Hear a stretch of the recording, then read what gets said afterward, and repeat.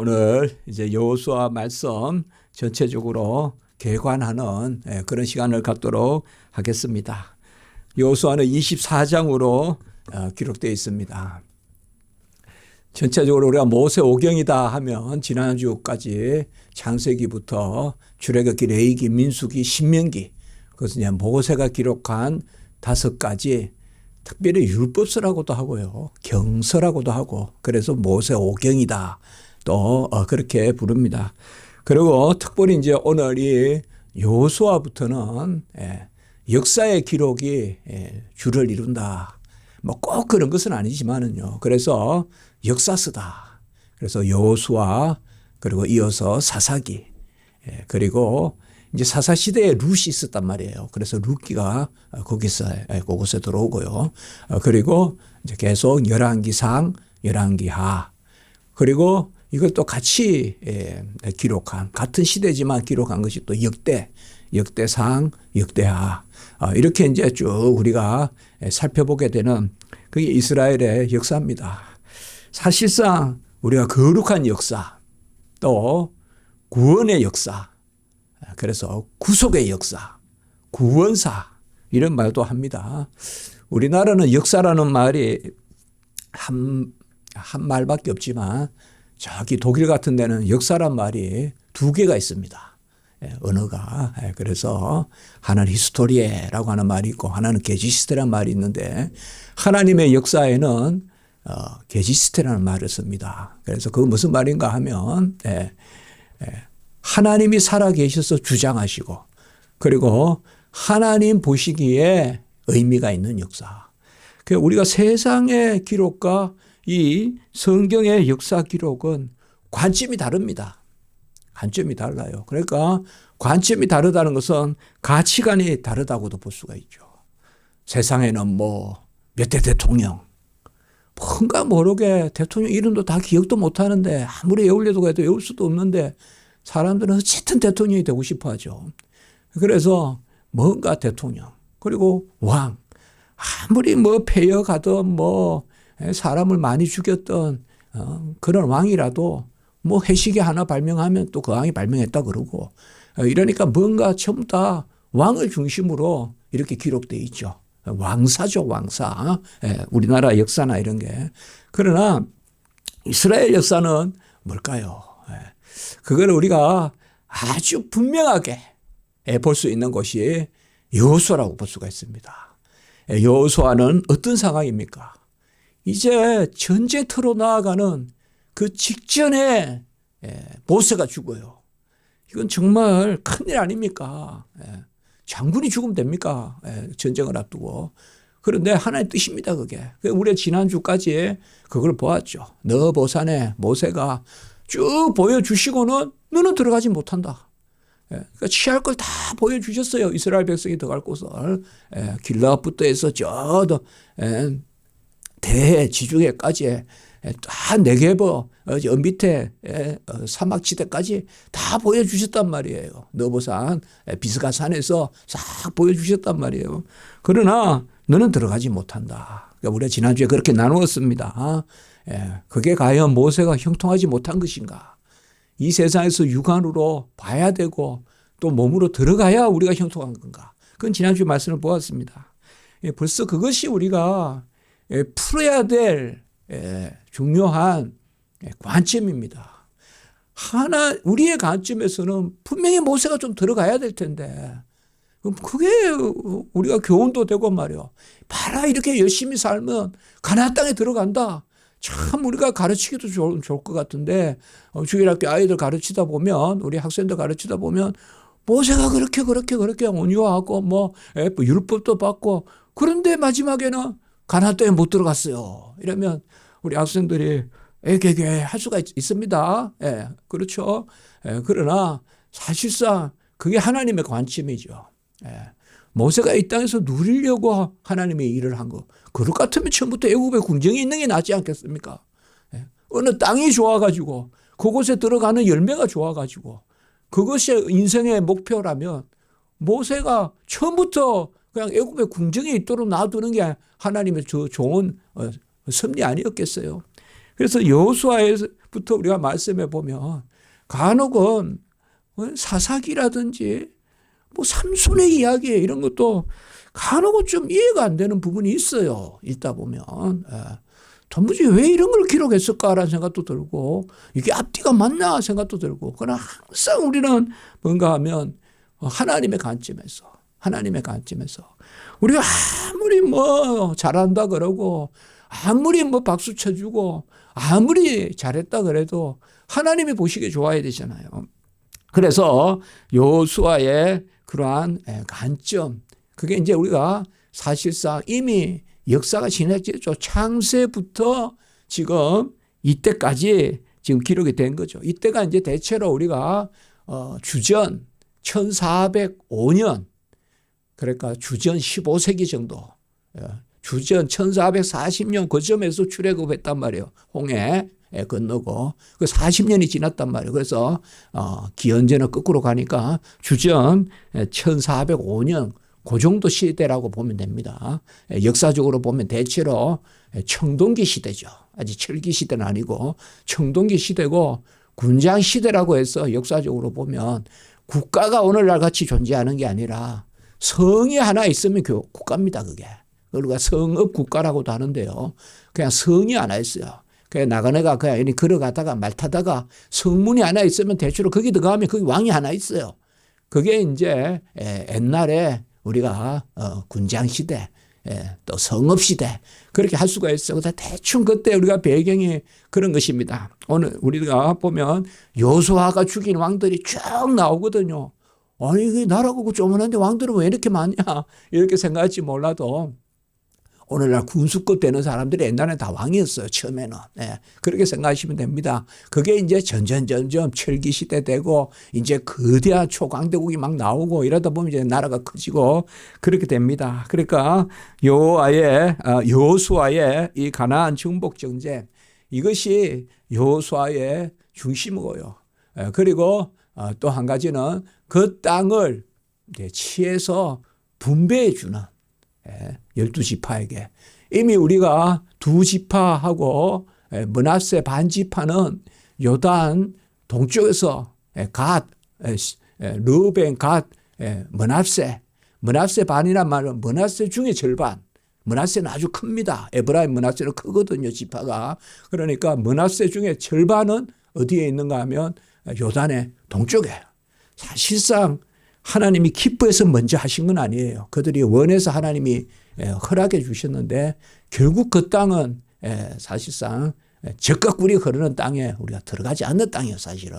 그러나 지파에게 분배를 하고 도피성도 세워주시거든요. 하나님이. 세 군데 도피성이 있거든요. 그런데 이제 이 여호수아의 중요한 것은 바로 가나안 정복전쟁이라고도 합니다. 우리가 가나안 정복전쟁. 가나안 7족속을 쳐서 이제 그 땅을 이스라엘 백성이 차지하는 가나안 정복전쟁. 그리고 그 전쟁을 하고 그 안에 땅을 분배하는데 거기는 이제 9지파 반. 이쪽에 2지파는 이미 루벤 가서 끝났고요. 므낫세 반도 끝났고 이제 이쪽에 9지파 반. 그 이제 지파의 그 땅을 분배해 주는 이 부분에 말씀이 나옵니다. 그리고 이제 여호수아가 또 이제 마지막 장에 가면 하나님이 여호수아를 110세에 이제 데려가시는 그런 모습을 볼 수가 있습니다. 여호수아는 누굴까요? 금방 우리가 찬송도 있는데요. 여호수아 본받아 앞으로 가자. 우리 그할 처소는 주님뿐이세 하면서 우리가 목이 터지라 찬송하는 여호수아 찬송했습니다. 오늘 보면 딱 그냥 못 박아 놨습니다. 여호와의 종 모세가 죽은 후에 여호와의 종 모세. 신약시대 때는 지금 특별히 뭐예요? 인사말에 보면 예수 그리스도의 종된 나 사도 바울은 뭐 이렇게 되잖아요. 주로 예수 그리스도의 종 혹은 그리스도의 종된 나 사도 뭐 아니면 예수 그리스도의 종. 구약시대 때는 뭐예요? 여호와의 종된 모세. 그 모세의 수종자 이렇게 되어 있습니다. 이게 어떻게 보면 여호수아가 어떤 사람인가를 우리가 이야기하는데 그냥 여호와의 종 여호수아 해도 됩니다. 당연하죠. 당연한데 우리가 뭐 선대의 뛰어난 주의 종이 있다고 해서 후대는 그 선대 후손이라고 안 하잖아요. 다 똑같이 세워서 쓰는 거죠. 후대를 세워야 되거든요, 항상. 그런데 이게 무슨 말인가 하면 이게 바로 이제 여호와 하나님이 일하시는 방식이다. 사람들의 연속선에서 일을 한다 이 말이에요. 그러니까 사실 여호수아는 누구한테 배웠습니까? 사실 물론 본질적으로는 하나님께 배웠지만은 모세의 종이란 말이에요. 네. 그 종이라는 게 뭡니까? 그 당시에 온갖 굳은 일 다 하고 그저 묵묵히 하란 대로 하는 것입니다. 하란 대로 하는 것이에요. 네. 그게 이제 종입니다.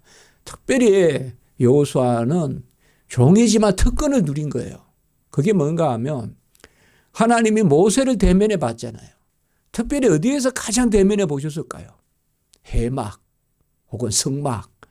거기에 여호와의 임재가 있었단 말이에요. 그러면 뭐예요? 그 모세를 수종드는 여호수아도 그 임재 가운데 있었단 말이에요. 그게 여호수아의 뛰어난 점이에요. 우리가 주의 일을 하고 이렇게 할 때 누구를 따라다닐 수 있어요. 배울 수 있어요. 디도가 사도 바울에게. 그런데 그것은 그저 뭐 세상에서 무슨 기술을 하나 가르쳐 주거나 그렇게 생각하면 안 돼요. 네. 그 은혜 가운데, 그 영광 가운데 같이 있다는 거죠. 특별히 이 1절에서 우리가 생각할 수 있는 것은 지난번에 마지막에 뭐예요? 모세는 여호와를 대면해 봤다. 34장 지난 신명기 34장 10절에 모세가 여호와를 대면해 봐서 그때 제가 어떻게 설교했죠? 여호와를 대면하는 사람이 온유하다.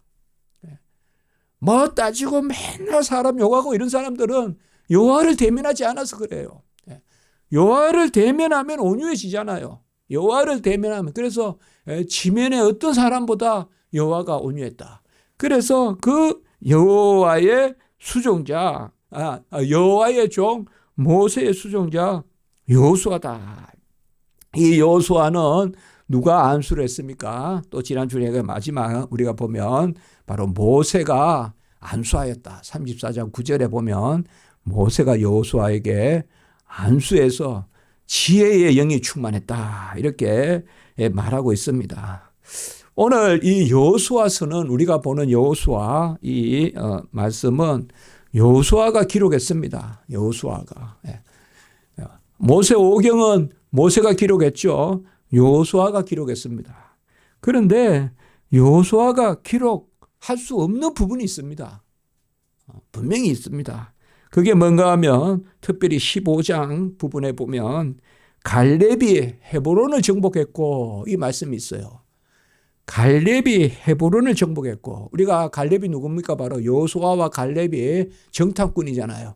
하나님이 사용하신 아주 긍정적인 답을 낸 정탐꾼인데 갈렙이 가장 그 당시에 정복하기 어렵다는 헤브론을 갈렙이 정복합니다. 이산지를 내게 주소서 하면서 나이가 많았는데 그런데 사실 갈렙이 헤브론을 정복한 것은 여호수아 이후입니다. 그래서 그 부분이 사사기에 기록되어 있어요. 그래서 이 부분도 여호수아가 기록하지 않았을 것이라고 생각해 볼 수가 있고 갈렙의 아우가 있습니다. 갈렙의 아우 동생. 거기 아들이 바로 온니엘이 있습니다. 온니엘이 사사거든요. 사사. 온니엘이 드비를 정복한 것이 또 여호수아에 기록되어 있습니다. 이걸 우리가 꼼꼼히 읽다 보면 금방 우리가 생각해 볼 수가 있습니다. 꼼꼼히 성경을 읽은 사람은 이걸 압니다. 이게 어떻게 벌써 여호수아가 기록했을까?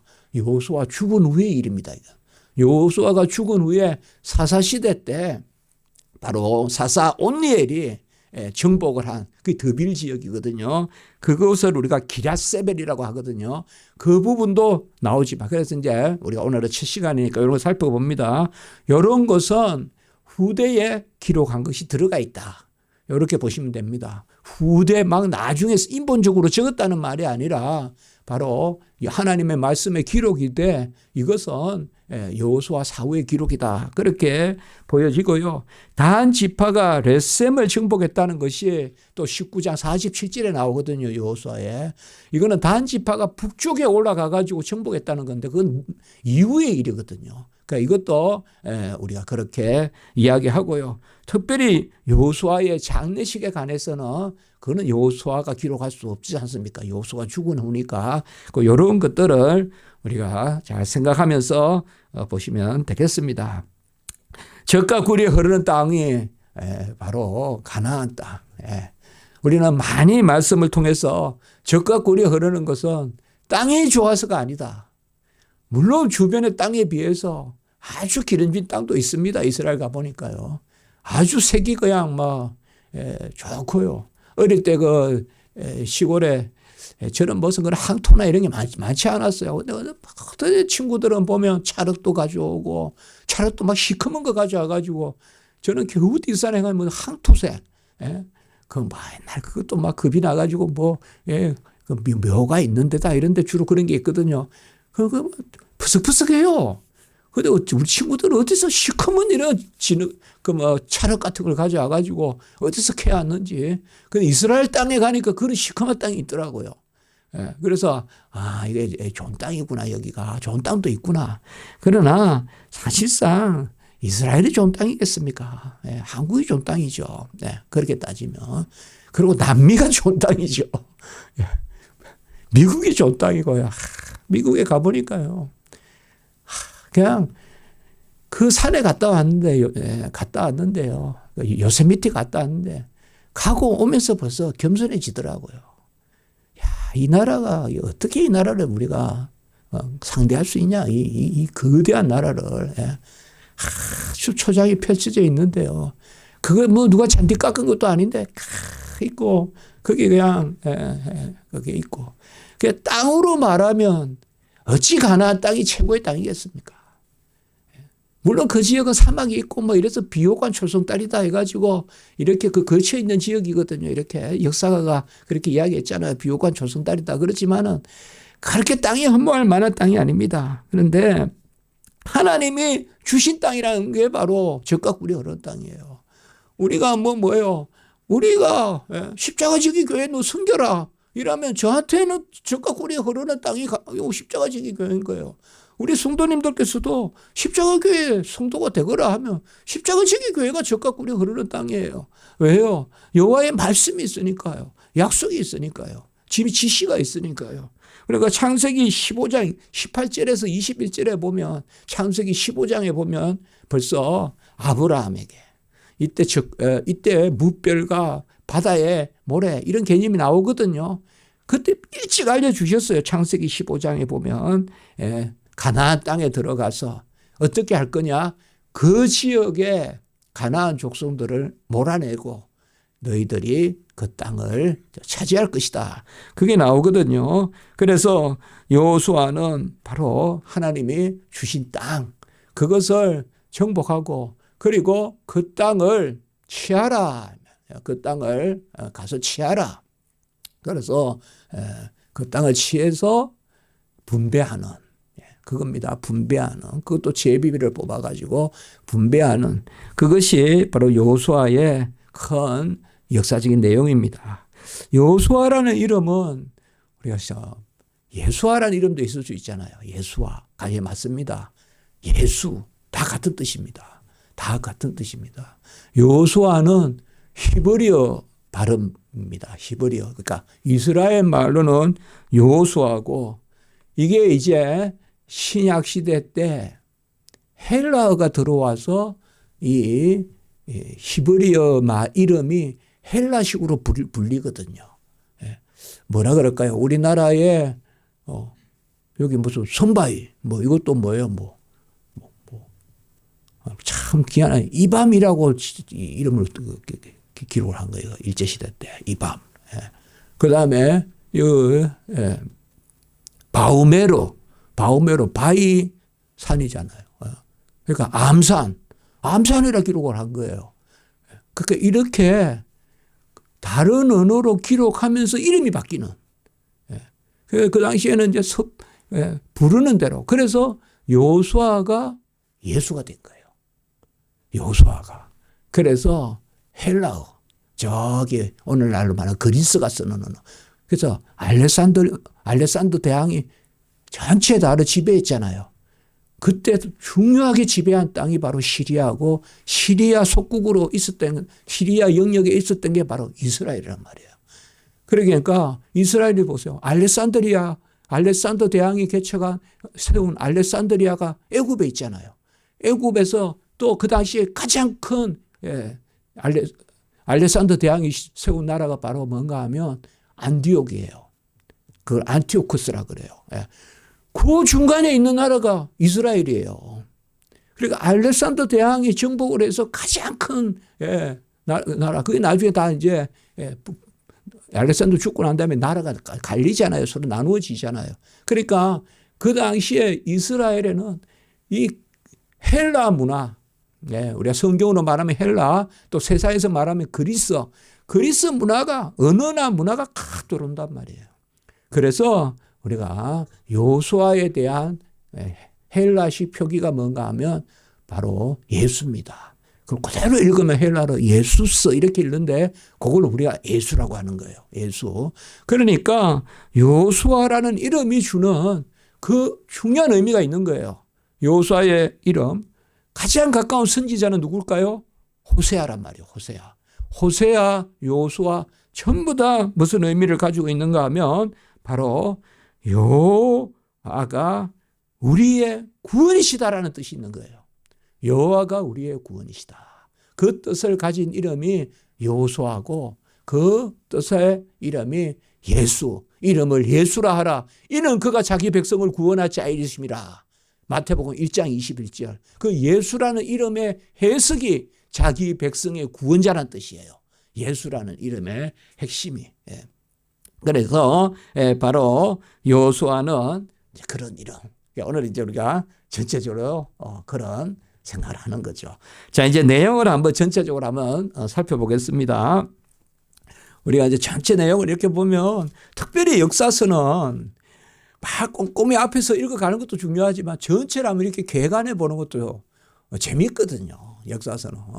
재미있고 이게 하나님이 기록한 말씀이라는 거 아까 말씀을 드렸지만 또 하나님이 움직이는 역사라고 생각해 보면 우리가 힘들고 어려울 때 또 무슨 일을 앞두고 이런 역사서 같은 걸 읽으면 상당히 힘이 생기고 그렇습니다. 저는 한때 어떤 다윗의 일 한번 책 읽어보자. 뭐 어떤 어려운 일이 있고 그러면 어려운 일이 아니더라도 그래서 다윗의 생애를 한번 쫙 한번 읽어보자. 뭐 그러면 또 역사서 이렇게 한번 보고 그렇게 하면 좋거든요. 그래서 먼저 보면요. 1장 1절에서 5장까지 그러니까 1장에서 5장까지 우리가 보면 많이 우리가 아는 사건들이 여기에 쭉 들어가 있습니다. 이게 이제 뭔가 이제 전쟁을 준비하는 겁니다. 지금 이제 모세가 죽고 난 다음에 전쟁을 준비하는데 먼저 1장 1절에서 9절까지가 보면 특별히 1장 전체 다라고 해도 되고요. 여호수아에게 하나님의 말씀이 떨어지는 거예요.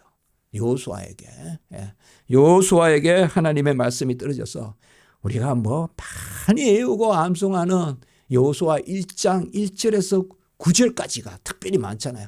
강하고 담대하라 내가 너와 함께한다. 좌로나 우로나 치우치지 말고 말씀만 보고 그래야만 어디든지 가도 형통하다. 우리 많이 암송하잖아요. 이건 뭐 성경 암송 구절 중에 가장 많은 암송 구절 중에 하나잖아요. 이게 이제 여호수아 1장 1절에서 9절까지 있고요. 그리고 이제 여호수아가 이 하나님의 말씀을 듣고 이제 백성에게 선포합니다. 근위 있는 선포. 그러니까 우리가 지도자는 뭐예요? 먼저 듣고 선포해야 되죠. 하나님의 명령을 내가 듣고 그걸 백성에게 해야지 내 뜻을 하는 건 아니잖아요. 그래서 1장에는 그게 기록되어 있어요. 그래서 특별히 1장 16절 이런 데 보면 당신이 우리에게 명령하신 것은 우리가 다 행할 것이요. 당신이 우리를 보내는 곳에는 우리가 가리다. 사실상 모세라는 그 대지도자로 섬기던 사람들이 이제 맨날 모세 이야기만 하고 모세 때가 좋았다 그러면 되겠습니까? 빨리 시대가 바뀌면 여호수아를 따라가 줘야죠 이제. 오늘 여기에 보면 이게 하나님의 권능이죠. 하나님이 여호수아에게 권능을 주신 거죠. 그래서 바로 그게 모세가 명령하는 것은 우리가 행할 것이요. 모세가 보내는 곳에 여호수아가 명령하면 우리가 행할 것이요. 여호수아가 가라 하면 가겠다 이거예요. 이제 그런 것이 1장에 나옵니다. 그 다음에 2장에는 보면 우리가 특별히 여리고의 정탐꾼을 보내는 거죠. 이제 이것도 우리가 잘 아는 이야기지 않습니까? 여리고의 정탐꾼을 보내서 그 뭐 지붕에 특별히 이제 여기 중요한 한 여자가 등장하죠. 기생 라합. 예. 이 이방 여인입니다. 우리가 언어 좀 모릅니다. 예. 그래 루스는 뭐 모함 여인이다. 그까지는 아는데 이 라합은 모릅니다. 그러나 예. 어쨌든 믿음이 있었고. 예. 그 당시에 사람들이 바사나 시온 아모리양 옥 바사나 옥 아모리양 시온 야 이스라엘 백성은 무기도 없이 그냥 가기만 하면 이긴다. 그러니까 뭐예요? 바로 11절에 2장 11절에 보면 너희의 하나님 여호와는 위로는 하늘에서도 아래는 땅에서도 하나님이라. 이게 바로 라합의 입에서 나오는 거예요. 기생 라합의 입에서. 그러니까 뭐예요? 벌써 그쪽 지역에 소문이 돈 거죠.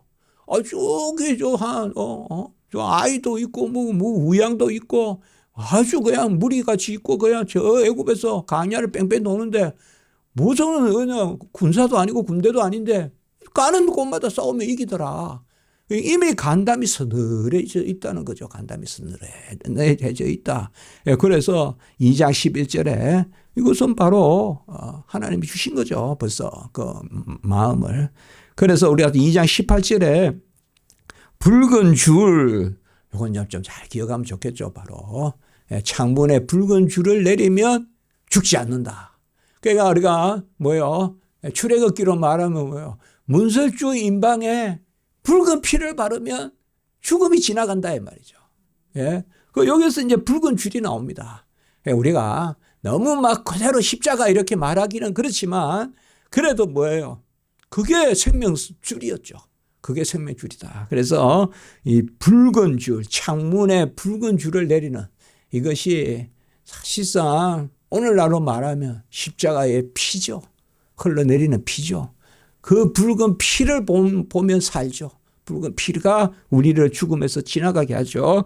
그리고 이제 3장에는 보면 이스라엘 백성이 요단을 건너는데 이것도 우리가 또 잘 아는 말씀 아닙니까? 법궤를 메고 앞서가면 물이 서고 그래서 지나가는. 그리고 4장에는 보면 바로 그 지나가고 나서 이것을 돌을 12지파에서 하나씩 취해서 길갈에서 이때부터 길갈이라는 이름이 있습니다. 먼저 있었던 게 아니라 길갈이라는 곳에서 바로 길갈은 그 여리고 위에 있습니다. 이렇게 같이 그 바로 여리고 좀 밑에 있어요. 길갈보다. 그러니까 그곳에서 요단을 건너서 거기서 돌을 해서 기념비를 세웁니다. 이것도 중요한 일입니다. 이제 앞으로 우리가 다 보겠죠. 12돌을 세워서 이 4장 8절에 보면 4장 7절에 보면 이스라엘 자손에게 영원한 기념이 되게 하라.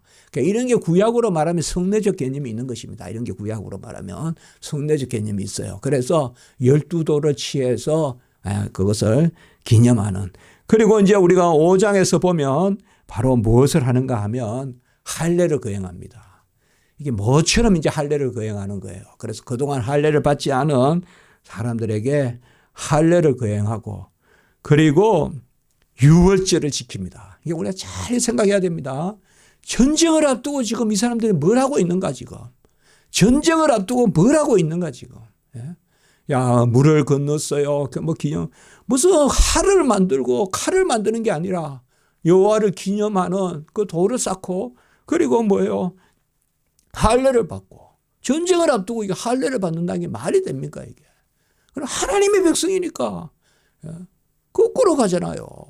할례를 받아서 되겠냐 이 말이에요. 할례를 받으면 어찌 남자들이 그렇게 움직이겠냐 이 말이에요. 20세 이상 다 할례를 받아야 되는데 병기든 자는 다 할례를 받아야 돼요 지금. 전쟁할 만한 사람들은. 어떻게 그런 할례를 하냐 이 말이에요. 그리고 뭐를 합니까? 유월절을 또 지켜요. 그리고 저는 이게 너무 중요한 거라고 생각해요. 여리고를 정복하기 전에 했던 일들. 바로 이거 잘 기억해야 돼요. 유월절을 지키고 무교병을 지켜요. 무교병을. 기름진 거 먹고 막 뭐 어디서 잡아서라도 그냥 끙도 잡아서라도 먹고 해야 될 텐데 교가 바로 뭔가 하면 누룩이에요. 누룩 교자예요. 누룩이 없는 무교의 떡을 먹는단 말이에요. 그래서 무교병을 먹는 무교절을 지켜요. 무교절을. 그래서 5장 11절에 보면 무교병과 붉은 곡식을 먹고, 그리고 그때 뭐예요? 만나가 그칩니다. 이제 이때까지 만나 주셨어요. 근데 만나가 그쳐요. 이때. 그러니까 전체적으로 보면 신본주의, 신권주의로 가야 됩니다.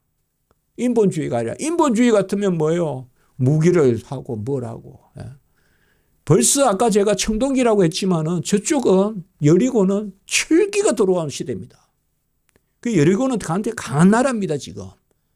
블레셋도 철기가 일찍 들어왔고요.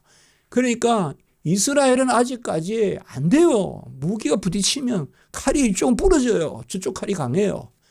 그런 시대거든요. 옛날에는 그냥 일단 무기가 강하면 이기거든요. 무기가 길면 이기고. 그런 무기를 하는 게 아니라, 그리고 또 한 가지 더 우리가 뭔가 하면 5장 마지막 부분에 여호수아가 여호와의 군대 대장을 만나요. 우리가 5장 14절에 이것도 우리가 좀 잘 기억할 수 있는 말이야. 칼을 빼서 여호수아 앞에 서 있어요. 이분이 누구냐 이 말이에요. 이분이 예수 그리스도십니다. 이분이 성자세요. 나는 여호와의 군대 대장으로 왔노라 하고 5장 15절에 보면 신발을 벗으라 이렇게 이야기해요. 이것도 또 제가 설교 때 말씀을 드리죠. 전쟁하는 것과 완전히 거꾸로 가는. 우리가 그렇지 않습니까? 자, 근데 지금 저기 가천에서 지금 우리가 전쟁을 해야 돼요. 그러면 여기에 지금 우리 우명동에서도 벌써 신발 벗기가 두렵다고요. 가천에서 언제 저기까지 올지 알 수 없잖아요. 그런 가까운 곳이에요. 이제 여기는 가까이 왔단 말이에요. 지금 여리고에. 그 신발을 벗어라. 또 이렇게 이야기한단 말이에요. 신발을 벗는다는 것은 이건 전쟁을 못합니다. 이거는 할례 거행한다가 먹은 것도 시원찮고, 그 다음에 또 신발까지 벗으라 하고 전부 다 뭐예요? 보면 인본적인 전쟁 방법과는 반대로 가는 게 바로 여호와의 전쟁이다. 그리고 자, 이 부분은 제가 좀 길게 이야기했는데 그 다음 좀 빨리 보겠습니다. 1장에서 5장까지의 이런 일련의 일들이 중요하다. 여호수아에게 말씀이 떨어지고 여호수아는 백성들에게 건의를 선포하고, 그리고 이제 가나안의 정탐꾼을 보내고, 그리고 요단을 건너고, 그리고 길갈에 또 그것도 쌓고, 그 다음에 할례를 거행해서, 그래서 그동안 할례를 거행하지 못한 수치가 굴러갔다. 굴러간다는 뜻이 길갈이라는 뜻이에요. 그래서 그 도시 이름이 길갈이에요. 그러니까 할례를 거행하고 수치가 굴러갔다. 그래서 길갈은 굴러. 그래서 그게 하고 그 다음에 유월절을 지키고, 할례 유월절 뭡니까? 하나님의 백성인 거예요. 아브라함에게 명령한 거예요. 그걸 다 지키는 거예요. 그걸 언약 백성이라는 것을 드러내는 거예요. 우리는 언약 백성이다. 그리고 6장에서부터 이거 좀 빨리 본다 했어요. 우리가 알다시피 6장에는 여리고 성이 무너지는 것입니다. 그리고 7장에서는 딱 진멸하라고 하는데 아껴놓고 진멸하지 않는, 그게 바로 우리가 잘 알다시피 아간의 범죄죠. 그래서 아간이 그 소유와 함께 다 저 밑에 골짜기에서 던져버리죠. 그게 아골 골짜기죠. 그게 이제 7장에 나오고, 그 다음에 8장에서 아이성 전쟁이 있습니다. 이게 이제 대체로 이스라엘 중부 전쟁을 먼저 하는 것이 6장에서 8장입니다. 그리고 그 근처에 뭐가 있는가 하면 에발산과 그리심산이 있습니다. 그래서 이쪽이 대충 중부입니다, 여러분들. 여리고에서부터 쭉 아이성 이쪽이 이제 나중에로 말하면 그 정도로 생각하시면 됩니다. 그 위쪽에. 그게 나중에는 이제 에브라임 지파 그쪽 땅이 될 겁니다. 그쪽에 유다 지파 위의 땅입니다. 유다 지파 위에. 그러니까 예루살렘이 요 밑입니다. 지금 여리고로부터 조금, 여리고는 밑에요. 오히려 이쪽이 아이가 조금 더 예거든요. 거기에 이제 에발산에서 그리심산 에발산, 저번에 제가 설교할 때 그리심산 에발산에서 둘 다 말씀을 했다라는 여기에 나오는 겁니다. 여호수아 여기에. 그걸 좀 기억하시면 좋고요. 그 다음에 이제 9장에 보면 기브온 주민들이 이것도 이 무슨 사건인가 하는데 기브온이 어디 있는가 하면요. 기브온이 예루살렘 조금 위에 있습니다. 지도에 보면요. 기브온 주민들은 야 우리 전쟁하다가 죽는다. 그럼 어떻게 해야 되냐 이 말이에요. 지금 쏘깁니다. 어떻게 쏘냐면 남루한 그냥 행색을 해가지고 우리가 먼 데서 왔다라고 하면서 쏘깁니다. 그래서 우리가 먼 데서 왔으니까 그러니까 우리는 가나안 사람 아니라 이거예요. 여기 가나안 땅의 사람이 아니니까 우리는 해치지 않는다고 서약서를 쓰자 이거예요. 그래가지고 이 기브온 주민이 살아났습니다. 기브온 주민들이 쏘긴 거예요. 쏘긴데 하나님 앞에서 맹세를 했으니까 못 죽이는 거죠. 그러니까 이 기브온만 살았단 말이에요. 그러니까 이 기브온에 대해서 그 주변의 사람들이 주름 괘씸한 사람도 있단 말이에요. 우리하고 같이 가나안 족속인데 지들만 살려고 저러냐. 그래서 그때 가나안에 다섯 왕이 일어납니다. 그게 바로 9장 10장에 기록되어 있거든요. 예루살렘 왕, 헤브론 왕, 요건 조금 중부고요. 라기스는 좀 남쪽입니다. 에글론, 그리고 예루살렘, 헤브론, 야르뭇, 라기스, 에글론. 다섯 왕이 일어나가지고 대표가 누군가 하면 예루살렘의 아도네섹이라는 사람이에요. 왕이에요. 이런 사람들 다 왕이라 부르는 거예요. 도시 하나에 왕이 하나예요. 그러니까 이 다섯 왕이 기브온을 멸망시키려고 기브온을 하려고 한 거예요. 무슨 저런 그게 있냐. 그런데 여기에서 하나님이 이들을 다 물리치게 하는 거예요. 이 다섯 왕을 다. 그래서 좀 잔인한다고 생각되지 몰라도 목을 밟아 죽이고 그리고 나무에 하루 매달았다가 그냥 동굴에 집어넣습니다. 시체들을 다섯 왕들을. 그게 바로 이 기브온 주민에 대한 이야기입니다. 아마 들어보셨을 거예요. 기브온 주민. 기브온은 원래 가나안 사람인데 자기도 살라고. 그래서 완전히 그냥 전쟁을 오래 해가 다 죽이려고 하나님이 태양을 머물게 하셨어요. 그래서 태양아 기브온에 머물지어라. 달아 야알론에 머물지어다. 그게 바로 기록되어 있다 이 말이에요. 그게 여기 말씀이에요. 여기에. 그러니까 시간이 안 가게 해서 그냥 싹 다 죽이게 했다 이 말이에요. 하나님이 깨끗하게 이스라엘 백성을 살게 하시려고 그렇게 하신 사건. 그리고 그 다음에 이제 또 이 소식을 들으니까 야 이건 이제 안 되겠다. 이렇게 그냥 놔두고 볼 일이 아니다. 그래서 당대에 최고 강하다고도 볼 수 있는. 내가 이스라엘 갔을 때 이 지역을 생각보다 자주 많이 언급을 해요. 그게 뭔가 하면 북쪽에 있는 하솔이에요. 하솔. 북쪽에 있는 하솔. 이게 뭔가 하면요. 메소포타미아로 이렇게 갈릴리에서 가려고 그러면 하솔이란 지방이 있어요. 이건 오늘날도 있어요. 다른 도시로 이름이 있어요. 하솔이라. 그 하솔 왕이 나서는 거예요. 이제. 이거는 훨씬히 강한 왕이라고 이 사람은. 하솔 왕이 나서가지고 하솔 왕이 누군가 하면 야빈이에요. 이제 우리가 이제 성경 읽을 때 한 번씩 기억하면요. 하솔 왕 야빈이 일어나서 어디서 모으느냐. 메론 물가에서 모아요. 메론 물가에 11장 5절에 보면. 그래서 제가 이스라엘 갔을 때요. 메론 물가 이야기 하더라고요. 메론 물가. 하솔랑 야빈도 이야기하고요. 그래서 하솔. 여기구나. 이게 북쪽입니다. 하솔이 북쪽이에요. 하솔이 어딘가 하면요. 바로 갈릴리 서북쪽. 갈릴리 서북쪽 15km라 40리다. 그러니까 갈릴리에서 더 북쪽으로 가서 서쪽이니까요. 그게 하솔입니다. 하솔. 거기에서 있고 이제 여기에 전쟁. 물론 하나님이 이들도 다 물리치게 합니다. 그리고 12장에 보시면요. 모세가 정복한 왕들 쭉 있죠. 무슨 왕. 쭉 있죠. 다 이 도시에. 근데 그 당시에는 아까 제가 말씀을 드린 거예요. 그냥 마초라고 해요. 말풀 먹이려고 그냥 하루 유하로 가는 성에 들어가면 그게 한 나라예요. 그 당시에는. 성읍 국가라 한다. 성이 한 나라다 이 말이에요. 그게. 그리고 13장에 보면 정복하지 못한 이게 이제 계속 올무가 돼요. 정복하지 못한 국가. 요 13장 1절에서 7절도 잘 우리가 보셔야 돼요. 정복하지 못한 것이 크게는 두 군데가 있어요. 크게 보면 블레셋. 이거 그술이라고도 합니다. 블레셋 그술. 거기에 5 국가가 뭐예요? 다섯 도시가 13장 3절에 가사, 아스돗, 아스골론, 가드, 에고론.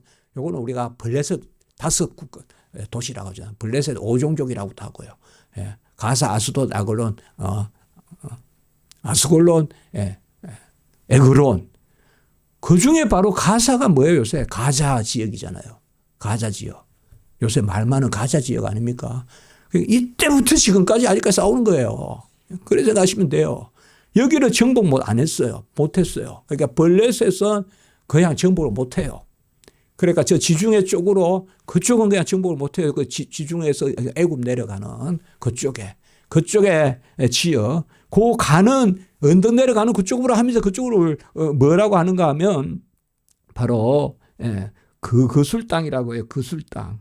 그술. 그 지역은 정복을 못하고 한 곳에 정복 못하는데 이것도 이제 나중에 15장 63절에 보시면 요게 이제 오랫동안 정복을 못해요. 15장 63절에 예루살렘 주민 여부스 족속이 정복을 못해요. 쫓아내지 못해서 여부스 족속이 오늘까지 유다 자손과 함께 예루살렘에 있다. 그러니까 여기서 벌써 뭐예요? 예루살렘이 아주 만만찮은 땅이다 이 말이에요. 그러니까 하나님이 그 땅에 가서 진멸하라 어떠하라 이렇게 한 것은 사실상 하나님의 백성이 살게 하는데 지금 딱 보면 이게 언제예요? 아까 우리가 3,500년 전 역사란 말이에요. 지금 3,500년 전의 역사에 거의 3,500년 가까이 되는 역사에 벌써 우리는 오늘의 모습을 본다 이 말이에요. 오늘날도 예루살렘에서 얼마나 싸웁니까? 온갖 종족들이 지금 그렇게 전쟁하고 있지 않습니까? 또 가자 지방 그게 성경은 가사입니다. 가사를 우리 세상에서는 가자라고 하는 거예요. 얼마나 합니까? 다 성경에 분쟁이 되는 지역이 아직까지 분쟁이 됩니다. 골란 지방 이런 지방이 다 그렇거든요. 자, 그래서 하고 그 다음에 땅을 분배하는 그것을 우리가 볼 수가 있어요. 그러니까 13장부터는 13장 앞부분에는 정복하지 못한 지역. 저도 옛날에 설교 듣는데 이 부분을 아주 막 설교를 잘 들었어요. 제가 감동 깊게. 그래서 정복하지 않고 둔 땅이 끝내는 문제가 된다. 그래서 우리 죄를 완전히 우리가 다스려야 된다. 이제 그런 말 설교 들은 적이 있어요. 근데 여기 또 그런 의미로 좀 줄 수도 있겠습니다. 우리가. 그리고 이제 아까 말씀드린 9지파 반 그거 나누어 줍니다. 특별히 보면 14장에 지파 단위로 주지만은 14장에 보면 갈렙에게는 헤브론을 줍니다. 헤브론은 오늘날 우리가 못 갑니다. 위험 지역이에요. 위험 지역. 다 가보고 싶어 합니다. 예루살렘에서 더 못 내려갑니다. 내려가면 헤브론이 나올 텐데 그 헤브론입니다. 갈렙에게 주었습니다. 나이가 많은 갈렙이 헤브론을 차지하고요. 그리고 나머지는 이제 또 우리가 9지파 반. 므낫세 반지파라고 하는 것은 므낫세 에브라임이 요셉의 아들이잖아요. 두 아들. 그 요셉이 형통한지라가 그렇게 되는 거예요. 요셉이 형통해서 므낫세가 형이고 에브라임이 동생이지 않습니까? 그런데 사실상 에브라임을 하나님이 더 흥하게 하시죠. 그러나 므낫세도 큽니다. 므낫세도 만만치 않습니다. 므낫세 중에 땅이 넓습니다. 므낫세가 또 요단을 중심으로 절반을 해서 서쪽의 므낫세 반을 므낫세 반지파라 그러고 동쪽의 반을 또 므낫세 반지파라 그러고 그래서 우리가 므낫세 반이라는 말이 그래서 나오는 겁니다. 므낫세 반지파. 므낫세는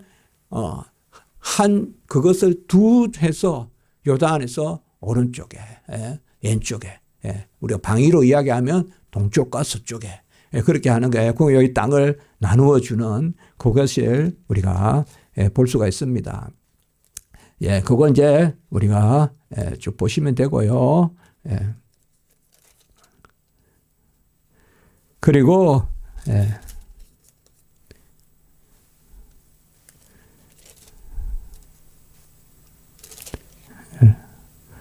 요단가에 제단을 쌓는다 이 말은 이것도 조금만 한번 이제 22절에 보시면요. 여기 이제 조금 문제가 생기는 거예요. 벌써 뭐냐면요. 요단 동쪽에 두 지파 반이 있었잖아요. 결국 르우벤, 갓, 므낫세 반지파. 그들이 이제 하나님이 처음에 그들이 땅을 달라 그러잖아요. 그러니까 하나님이 허락하셨잖아요. 그러나 조건이 있었죠. 뭡니까? 너희들이 전쟁에 앞서라 이거죠. 너희들이 전쟁에 앞장서서 가나안 땅을 다 정복하고 나면 너희들이 돌아가서 그 땅을 차지해라. 그렇게만 약속하셨잖아요. 하나님이.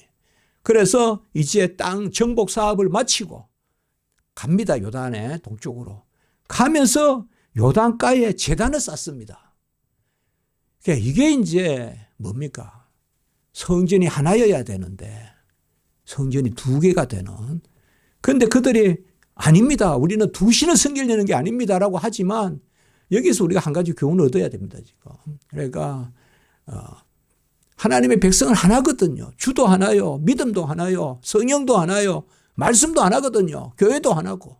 교회의 머리는 그리스도고. 근데 여기에 그런 모습들이 나타나요. 그러니까 지금 우리가 하나님의 일을 지금 해서 정복을 한다고 하지만 뭔가 이런 부분들이 깔려 있는 거예요, 지금. 그 중에 하나가 아까 뭐예요? 정복하지 않고 놔둔 곳. 그 부분들. 블레셋 지방, 신할 땅, 그 다음에 아까 했던 예루살렘. 그리고 또 한 가지, 이게 이제 나중에 우리는 그럴 리 없습니다만 하면서 오해였다라고 하지만 오해든 아니든 바로 여기 벌써 문제가 생기는 거예요. 그러니까 이것을 우리가 또 볼 수가 있습니다. 그리고 23장에 보시면 여호수아가 마지막 말을 하는, 그래서 23장 3절에 보시면 3절 후반부에 같이 한번 읽어볼까요? 시작. 너희의 하나님 여호와 그는 너희를 위하여 싸우신 이신이라. 23장 3절에. 그래서 그리고 24장에서 뭔가 하면요. 세겜에 세겜은 그렇게 좋은 추억이 있었던 땅이 아니죠. 디나가 강간당했던 곳이고. 그렇죠. 땅은 괜찮습니다만은 세겜에서 여호수아가 이제 언약을 맺습니다. 그러니까 우리가 기억할 게 호렙산 언약, 모압 언약 있었죠. 호렙산에서 모세와 맺은 언약, 모압에서 모세와 다시 한 번 더 맺은 언약. 그다음에 세겜 언약이 바로 24장입니다. 세겜 언약. 이 세겜 언약이란 것은 세겜 땅에서 여호수아와 맺습니다. 그것도 24장 15절 말씀 한번 볼까요? 24장 15절에 마지막 부분. 오직 나와, 거기만 한번 읽어볼까요? 24장 15절 마지막 부분 시작. 오직 나와 내 집은 여호와를 섬기겠노라. 너희들은 뭐 이렇게 해라 저렇게 하든지 오직 나와 내 집은 여호와를 섬기겠다.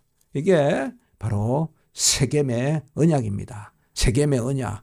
그래서 세겜의 언약을 맺고 이제 요셉이 여호수아가 죽습니다. 그게 이제 110살, 110세에 죽습니다. 본래 아까 지파별로 땅을 주었지만은 지파별로만 주지 않고 사람에게도 땅을 준 게 두 사람이 있어요. 그것은 우리가 특별히 한번 기억해 본다면 아까 14장의 6절에 뭐예요? 갈렙에게 헤브론을 줬다 그랬죠. 헤브론은 큰 도시입니다. 그리고 또 하나 더 있어요. 바로 갈렙에게 헤브론을 주고 그 다음에 요셉에게 딥나세라를 줘요. 자꾸 제가 요셉이라 합니다. 여호수아에게 딥나세라를 줍니다. 여기 나오네요. 19장 보세요. 19장 50절. 에브라임 삼지 딥나세라를 줍니다. 누구에게? 여호수아에게. 그래서 정탐꾼 일찍 가데스 바네아에서 일찍이 출애굽하고 2년차 되던 때에 정탐꾼을 보냈습니다. 그때 여호수아가 갈렙의 이야기를 들었으면 40년 방황할 것 없이 2년째 벌써 정복했을 겁니다. 가서 취하면 되니까요. 그때 긍정적인 보고를 한 두 사람, 바로 여호수아와 갈렙입니다. 그래서 18별로 땅을 주었지만 하나님은 갈렙에게는 헤브론을, 여호수아에게는 딥낫세라를, 중심적인 땅들입니다. 그래서 그것을 우리가 잘 기억하면 좋습니다. 오늘 꼭 주일학교 하듯이 이렇게 우리가 설교하지만 이게 재밌지 않습니까? 그냥 성경을 그냥 몰라도 괜찮지만은 딥낫세라는 게 성경에 기록되어 있으면 다 뜻이 있단 말이에요. 언젠가 어느 순간에는 새겨진다고요, 우리가. 너무 내 마음대로 막 중요하다고 생각하고만 읽지 말고 성경에 있으면 읽어놓으면 언젠가는 그게 나한테 역사하거든요. 그래서 저도 오늘 이렇게 설교를 하지만 하나님이 하나님의 뜻대로 믿음을 가지고 강하고 담대하게 나서는 사람은 지도자로 세워준다 이 말이에요. 나이가 들어도 지도자로 세워줘요. 그래 막 따지면서 할 수 있다 할 수 없다 나는 능력이 있다 그게 아니라 하나님 하라 하면 하겠다 그러는 사람은 언제가 씁니다. 아멘. 써요. 그리고 기업을 주세요. 기업을 주세요. 그래서 사람에게 향하여 준 사람은 이 두 사람밖에 없어요. 사람에게 경례를 정해줬단 말이에요. 얼마나 하나님이 높여준 거예요. 그게 뭐예요? 이들이 하나님의 뜻에 합한 그 마음을 가지고 있었기 때문에 그렇다. 자, 이렇게 여호수아 이제 이렇게 보고 이제 우리가 24주간 앞으로 한 주간 하나씩 보시면 한 5달 동안 이렇게 한 6달 동안 보면 또 여호수아 이제 친해지지 않겠습니까? 그래서 요절을 한번 오늘 우리가 기도도 해야 되지만 요절 한번 보겠습니다. 금방 이제 볼게요. 뭐가 여호수아의 가장 중요한 우리가 성경 구절일까? 역시나 저는 1장 5절의 말씀 1장 1절에서 9절까지는 많이 인용되고 정말 목사님이라면 설교 이 부분 안 해보신 분은 없을 거예요. 그러나 1장 5절 같이 한번 읽어볼까요? 1장 5절 시작. 평생에 너를 능히 대적할 자가 없으리니 내가 모세와 함께 있었던 것 같이 너와 함께 있을 것임이니라. 내가 너를 떠나지 아니하며 버리지 아니하리니. 하나님은 대를 이어갈 때 사람의 무슨 혈족을 보는 게 아닙니다. 네가 내 아들이니까 잘해라가 아닙니다. 하나님이 함께하는 대를 이어가는 겁니다. 임마누엘, 모세와 내가 함께했듯이 너와도 함께한다. 이게 하나님의 대를 잇는 대를 잇는 일입니다. 또 6절 바로 밑에 한번 읽습니다. 시작. 강하고 담대하라. 너는 내가 그들의 조상에게 맹세하여 그들에게 주리라 한 땅을 이 백성에게 차지하게 하라. 강하고 담대해라. 어찌하여? 여호와가 나와 함께 하시기 때문에. 6장 7절도 한번 봅시다. 1장 9절도 여러분들 1장 9절 뒷부분에 여러분 이제 잘 읽어보시면 되겠죠. 자, 1장 9절 같이 한번 읽어볼까요? 시작. 내가 내게 명령한 것이 아니냐. 강하고 담대해라.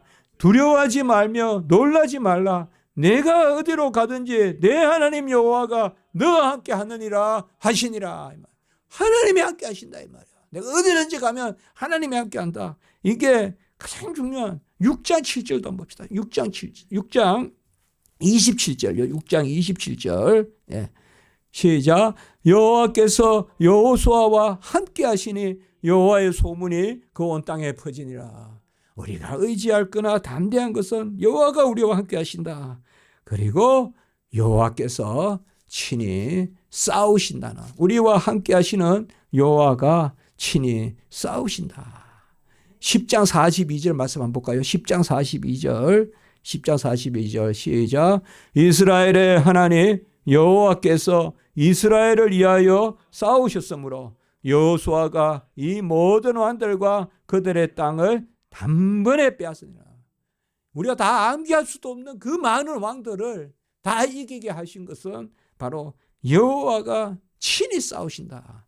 아까도 한 구절 읽었습니다. 여호와가 친히 싸우신다. 그리하여 마지막 우리가 결론적인 요절은 아까도 봤다시피 세겜의 언약. 세겜 언약 우리가 기억합시다. 세겜의 언약을 잊지 말았어야 되는데 잊어버리는 거예요. 이제 바로 잊어버려요. 오래 안 가요. 그게 사사시대예요. 바로 잊어버려요. 세겜의 언약이 뭐냐?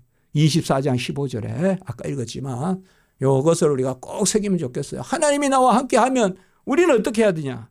오직 나와 내 집은 누구를 섬긴다? 여호와를 섬긴다. 하나님은 우리와 함께 해주시고 우리는 뭐예요? 오직 나와 내 집은 여호와를 섬기겠노라. 이렇게 하시는 것입니다. 이 말씀에 비추어서 우리가 한번 여호사를 또 중심적으로 보면 좋겠습니다. 기도드립니다. 거룩하고 자비로우신 하나님 아버지 감사합니다. 우리를 복되게 하시고 이끌어 주시고 정말 연약한 자로 섰지만은 여호수아 갈렙이 하나님의 마음을 품고 그들은 우리의 밥이라 하고 하나님께 담대히 아버지여 그 뜻대로 나아간 것을 하나님 결국 그들을 하나님 복되게 하시고 또 지도자로 삼으시는 그런 말씀을 주시니 감사합니다. 우리도 아버지여 하나님의 모세와 함께 하듯이 대면하듯이 우리와 함께 하심을 믿고 나와 우리는 우리 여호와만을 섬기겠다는 나와 내 집은 여호와를 섬기는 그 믿음으로 나가게 하시옵소서. 예수님의 이름으로 기도드리옵나이다. 아멘.